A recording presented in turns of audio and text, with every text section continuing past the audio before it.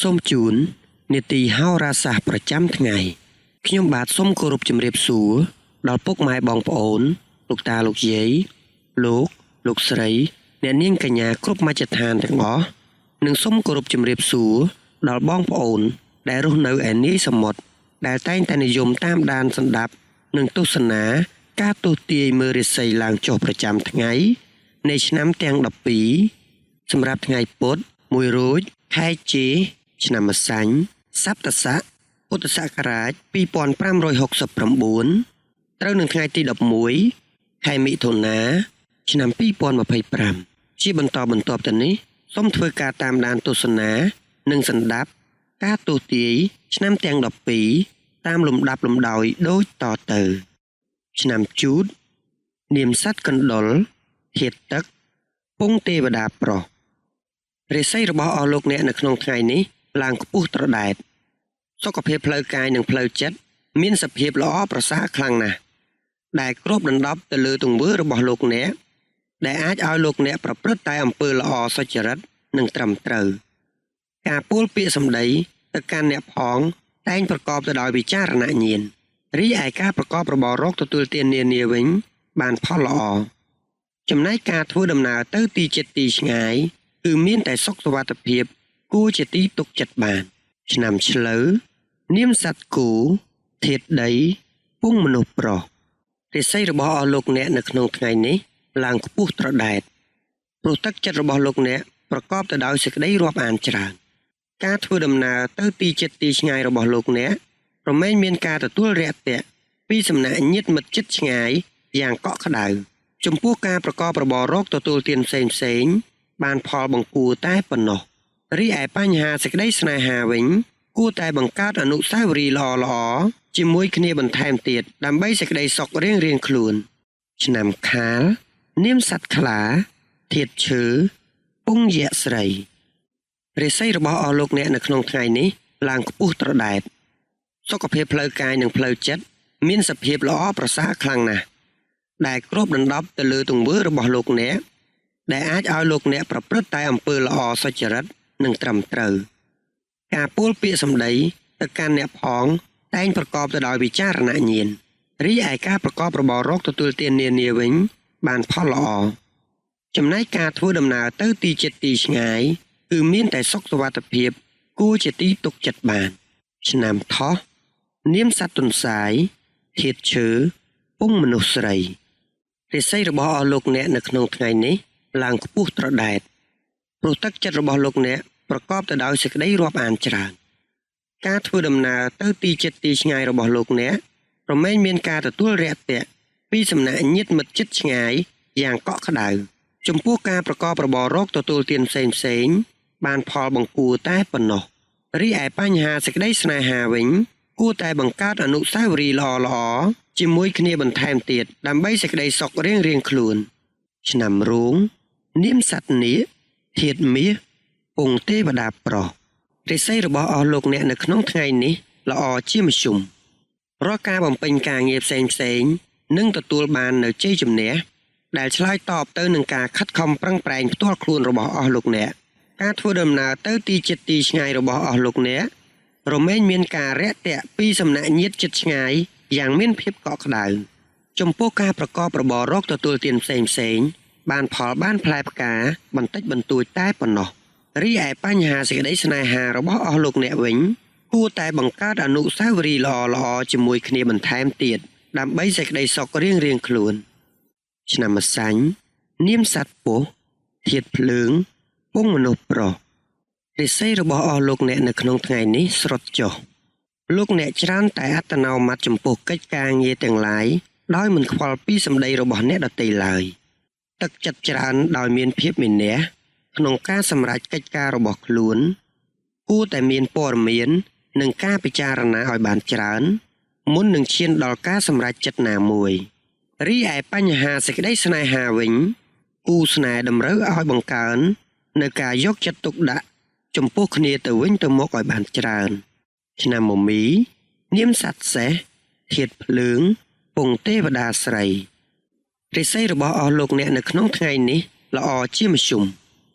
ទឹកចិត្តតែងតែប្រែប្រួលទៅតាមស្ថានភាពនិងបរិយាកាសដែលបានផ្ដល់ឲ្យហេតុនេះត្រូវតែប្រឹងប្រែងទប់ចិត្តកុំបណ្តែតបណ្ដោយទៅតាមបរិយាកាសខ្លាំងពេកជាមួយគ្នានេះដែរក៏ត្រូវយកចិត្តទុកដាក់ផងដែរទៅលើការនិយាយស្ដីនិងសុខភាពដោយឡែកចំពោះមុខរបររកទទួលទានវិញបានផ្លែផ្កាបន្តិចបន្តួចរីឯបញ្ហាសេចក្តីស្នេហាវិញក៏មិនមានអ្វីប្រែប្រួលគួរឲ្យកត់សម្គាល់នោះទេឆ្នាំមមែនាមសត្វពពែធាតុមាសពងទេវតាស្រីរាសីរបស់អស់លោកអ្នកនៅក្នុងថ្ងៃនេះឡើងខ្ពស់ត្រដែត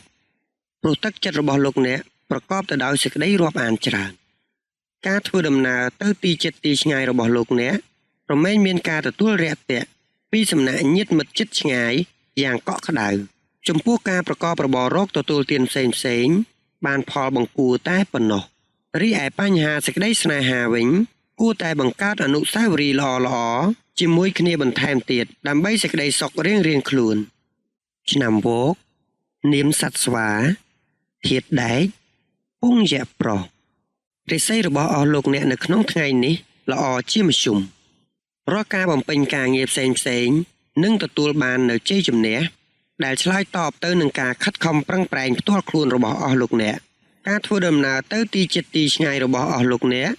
រមែងមានការរាក់ទាក់ពីសំណាក់ញាតិជិតឆ្ងាយយ៉ាងមានភាពកក់ក្ដៅចំពោះការប្រកបរបររកទទួលទានផ្សេងបានផលបានផ្លែផ្កាបន្តិចបន្តួចតែប៉ុណ្ណោះរីឯបញ្ហាសេចក្តីស្នេហារបស់អស់លោកអ្នកវិញគួរតែបង្កើតអនុស្សាវរីយ៍ល្អៗជាមួយគ្នាបន្ថែមទៀតដើម្បីសេចក្តីសុខរៀងៗខ្លួន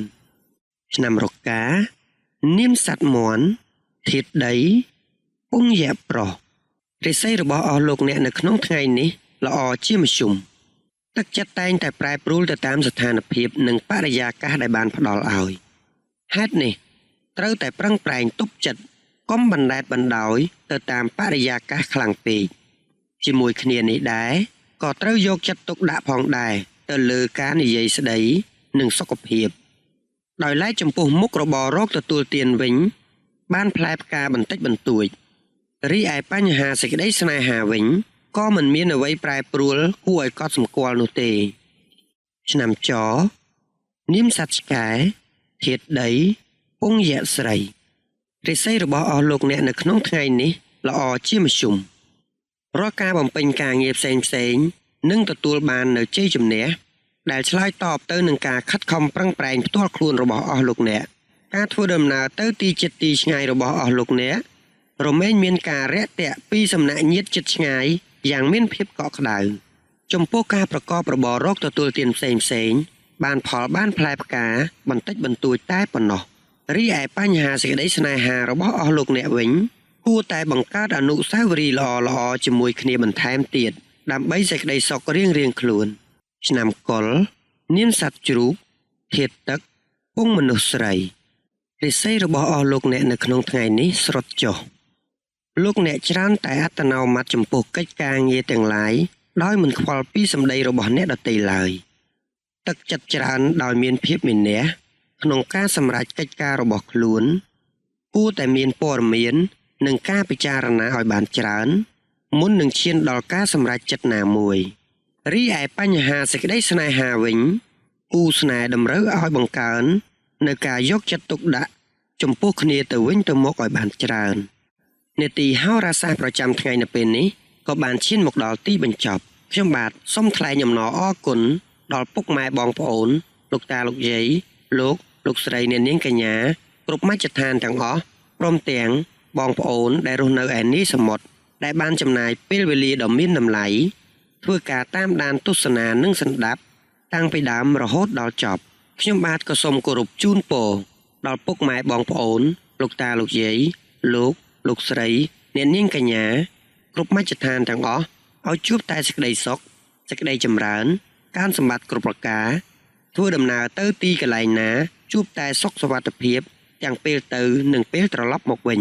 និងសូមឲ្យជួបតែពុទ្ធពរទាំងឡាយ4ប្រការគឺអាយុវណ្ណៈសុខៈពលៈកំបីឃ្លាតឡើយកម្មវិធីនេះនឹងវិលមកជួបពុកម៉ែបងប្អូនលោកតាលោកយាយលោកស្រីអ្នកនាងកញ្ញាសាជាថ្មីនៅថ្ងៃស្អែកម្ដងទៀត តាមពេលវេលានិងម៉ោងដដែលខ្ញុំបាទសូមអរគុណសូមជម្រាបលា